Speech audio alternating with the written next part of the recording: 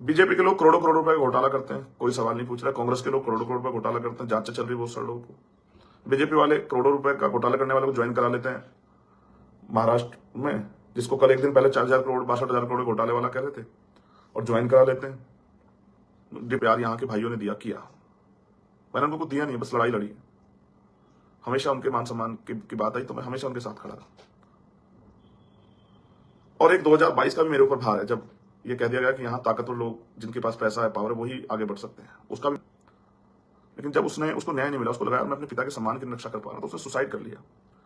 और suicide note में मेरा नाम लिखा। मुझे जब मुझे किसी ने बताया सुसाइड नोट में आपका नाम, मुझे भय हो गया कि यार ऐसा क्यों, मैंने क्या कर दिया मेरा नाम सुसाइड नोट। अक्सर आदमी सुसाइड नोट में लिखता है उसका नाम, जिसकी वजह के साथ ऐसा किसने किया होता, तो मैं बाप होने के नाते क्या करता। फिर मैं वहां गया भी 4 बार, मुख्यमंत्री जी के आदेश पे मुझे वहां से वापस दिल्ली छोड़ के आए। मैंने हाथ में जोड़े कि यार एक बार उस परिवार से मिल लेने दो, उम्मीद कर।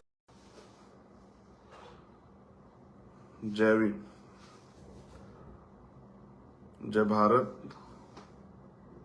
जय संविधान, जय मंडल, जय जोहार। आज गए लाइव राजस्थान में कल होने वाले मतदान और अपने बहुजन समाज के सभी साथियों से बहुत सारी अपील को लेके। मेरे प्यारे साथियों,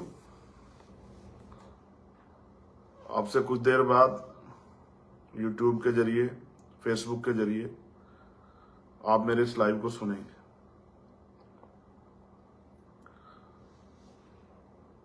और आपसे यही मेरा आग्रह है कि मेरी इस बात को ज्यादा से ज्यादा लोगों तक पहुंचाना। समय समय पे भारत की धरती पर जन्मे सभी संतों, गुरुओं, महापुरुषों को नमन करता हूं। राष्ट्रपिता ज्योतिबा फूले, छत्रपति साहू जी महाराज, ईवी पेरियर, रामास्वामी नायकर, प्यारेलाल यादव, बाबू जगदेव प्रसाद कुशवाहा, जननायक कपूरी ठाकुर, मामना रामचू वर्मा, संत राम पी प्रजापति, संत गाडगे जी महाराज, नारायणा गुरु, महामानव तथागत बुद्ध, सदगुरु रविदास जी, भगवान वाल्मीकि जी, गुरु नानक देव, राजस्थान के भी लोक देवता जिनको लोग बड़ा पसंद करते हैं, तेजाजी महाराज, राम सापीर, देवनारायण भगवान, ये यहाँ के लोक देवता हैं जिन्होंने यहाँ अन्याय अत्याचार के खिलाफ लड़ाई लड़ी, बराबरी की बात की। डॉक्टर बाबा साहब अम्बेडकर, मान्यवर दीना भाना वाल्मीकि साहब, मान्यवर काशीराम साहब, और जिस शख्सियत का आज जन्म दिवस है, बाबा साहब अम्बेडकर के वैचारिक सहयोगी रहे सर छोटू राम जी को भी नमन करता हूं।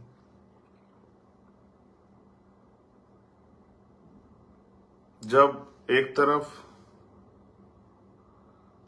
देश में आजादी का आंदोलन चल रहा था और किसान, नौजवान, हाशिए पे जो समाज है, जाति के आधार पे जिनको ऊंच नीच की भावना के साथ पीछे रखा गया, जो शोषण के शिकार हुए, उनका नेतृत्व कर रहे थे एक तरफ बाबा साहब अम्बेडकर, एक तरफ सर छोटू राम। क्योंकि हम देश में जाति है, जाति के हिसाब से नेता बनाते हैं, जाति के हिसाब नेता मानते हैं, कर्म के आधार पर नहीं मानते। सर छोटू राम, एक तरफ असहयोग आंदोलन चल रहा, दूसरी तरफ गांधी जी ने कहा कि भाई ये जो स्कूल है, मिशनरी स्कूल, में जाना बंद कर दो, पढ़ाना बंद कर दो अपने बच्चों को। सर छोटू राम इस बात को समझते थे, शिक्षा को वो हथियार मानते थे। उनका मानना था कि जब तक मेरा समाज, मेरे लोग, किसान का, मेरे मेहनत कश लोग ये पढ़े लिखेंगे नहीं,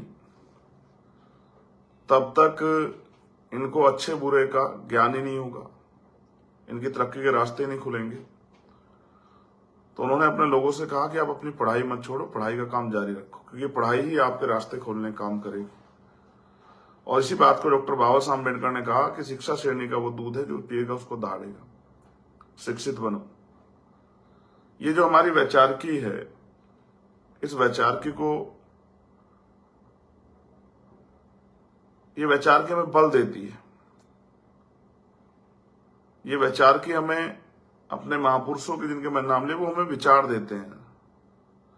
उनके पास बड़ा अनुभव था, उन्होंने बहुत संघर्ष किया विषम परिस्थितियों में। हमें उनसे सीख लेनी चाहिए किस तरह से हमें अपने आंदोलन को आगे बढ़ाना चाहिए। तो मैं धन्यवाद दूंगा उन सब महापुरुषों का जिनकी वजह से इस देश में लोकतंत्र आया और जिनके प्रयास से या जिनके विचारधारा पर चल के, जिनके विचारों को मानकर आज हम लोग आगे बढ़ने का काम करें। राजस्थान में परसों चुनाव है, मैं उस पर भी बात करूंगा। कल वोट पड़ेंगे राजस्थान में। लेकिन अभी मैं फर्स्टली बात करूंगा आपसे कि राजस्थान के इलेक्शन में मेरा इतनी दिलचस्पी क्यों। आप जानते हैं, मैं जब जेल से आया 2018 में, तो सबसे पहली रैली गुड़गांव में, हरियाणा में, और दूसरी रैली हमारी मध्य प्रदेश में ग्वालियर में हुई। उसके बाद मैं कहीं अगर आया तो वो राजस्थान था। राजस्थान को मैंने करीब से देखा। आज भी छुआछूत, भेदभाव, सामंतवाद आपने बहुत कम सुना होगा, लेकिन सबसे ज्यादा घटनाएं राजस्थान में होती हैं। घोड़ी पे बैठने पे घोड़ी रोक देना, अपमानित करना, मूछे रखने पे हत्या कर देना। आपने जितेंद्र मेघवाल का मामला देखा। मटकी छूने पे हत्या कर देना। आज भी कई जगह ऐसी है जहां बराबरी में बैठने का अधिकार नहीं है। अब से ज्यादा समय नहीं हुआ, लगभग 50 वर्षों पहले कुंभाराम आर्य जी, उन्होंने भी यहां किसानों के लिए गैर बराबरी खिलाफ आंदोलन चलाया। आपको जितने अधिकार मिले ये किसने खुश होकर नहीं दिए, इसके लिए संघर्ष करना पड़ा है। जो समाज अपनी तकलीफ को नहीं बताएगा, अपनी तकलीफ पे चर्चा नहीं करेगा, अपनी तकलीफ पे सवाल नहीं खड़ा करेगा, तो दूसरे व्यक्ति को एहसास नहीं होगा कि वो तकलीफ उनके लिए कोई मायने रखती है नहीं रखती। जैसे पूरे राजस्थान में अभी तक भी अमीर लोगों को तो मिल गया है, लेकिन गरीब लोगों को पीने के लिए साफ पानी की व्यवस्था भी पूरे राजस्थान में नहीं हुई। जब राजतंत्र था तो ये सारी ताकत किसके लिए क्या होना, ये राजाओं के हाथ में थी।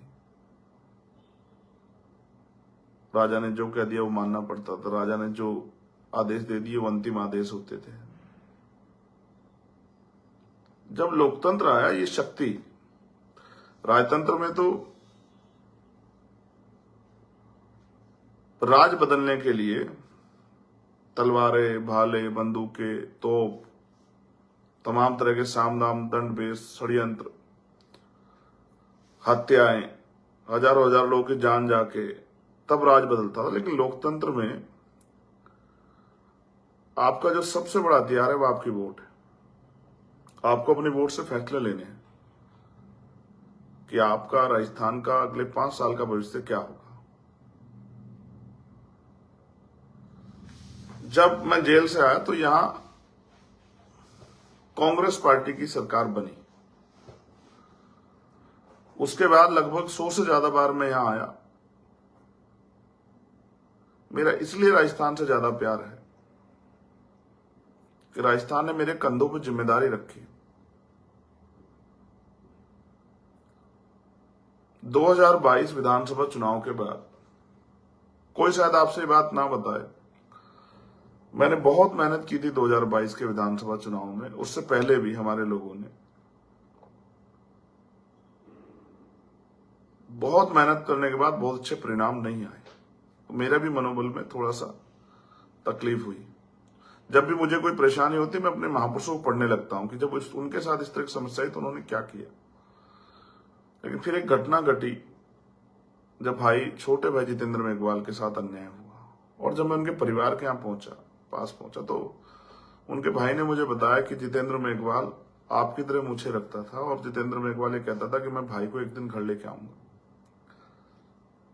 उसका भाई तो उसके घर पहुंचा, लेकिन तब जितेंद्र मेघवाल हमारे बीच नहीं था। एक नौजवान होनहार, जब जाति के आधार पर जो भेदभाव ऊंच नीचे, उसकी वजह से उसकी जान चली गई।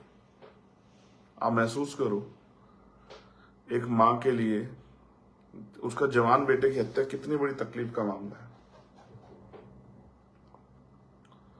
एक बहन के लिए अपने भाई को खो देना, वो भाई जो उन बहनों का सहारा था, उस परिवार का को चलाने वाला था, रोजगार करने वाला अकेला बेटा। बड़े भाई उस तरह का रोजगार नहीं करते। इसको पाल पोस के 9 महीने पेट में रख के बड़ा किया माँ ने, खुद गीले में सोई, उसको सूखे में सुखाया, जिसके कंधों पे उस माँ को, उस पिता को नाज होगा। जब उसकी हत्या कर दी गई और पूरी ताकत सरकार का संरक्षण अपराधियों के पक्ष में चला गया, तब मैं उनके परिवार के बीच पहुंचा हमारे नेताओं के साथ। बहुत प्रयास के बाद सरकार ने जो वादे किए, उनको वादा कर को भी पूरा सरकार नहीं कर पाई। हमने जो मांगे रखी थी,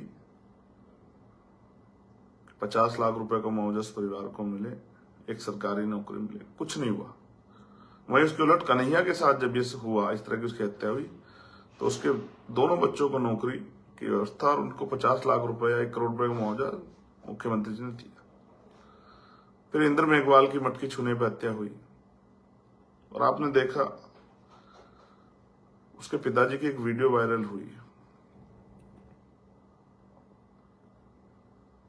कि वो उसको लेके जा रहे थे हॉस्पिटल और उससे पूछ रहे थे, उसकी आंखें सूजी हुई थी। मैं घर में था उस दिन, मेरे अच्छी तरह याद है, और मैंने एक बार इंद्र मेघवाल की तरफ देखा और एक बार अपने बेटे की तरफ देखा कि अगर काश मेरे बेटे के बैठा। उन्होंने मुझसे फोन पे कहा कि भाई आपको आना है, मुझे जब तक न्याय नहीं मिला जब तक आप नहीं आओ। फिर मैं बचते बचाते किस तरह चला भी गया, लेकिन सरकार ने जो रवैया अपनाया वो अच्छा नहीं था।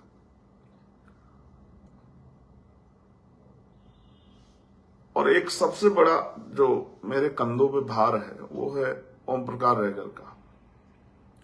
एक नौजवान भाई जिसने, नीतू और वो मुंबई जॉब करते थे, उसने एक मकान बनाया, प्लास्टर हुआ, पेंट नहीं हुआ, गेट नहीं लगे थे, और वो बच्चा, मैं उससे कभी मिला नहीं, लेकिन जब उसके पिता का अपमान किया गया, उसके पिता को पीटा गया, वो थाने गया, तो पुलिस ने उसको वहां से भगा दिया नेताओं के इशारे पे।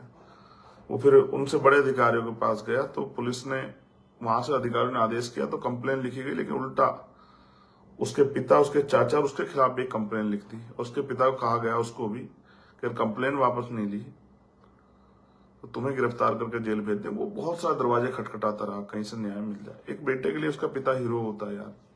मेरे लिए भी मेरे पिता हीरो से बढ़कर थे, सुपरमैन से। उसने सुसाइड किया, लेकिन उसने लिखा, मैं नहीं मिला कभी ओम प्रकाश से। अभी उनकी माता जी आई परसों। कुछ लोगों को ड्रामा लगेगा, कुछ को खेल लगेगा, लेकिन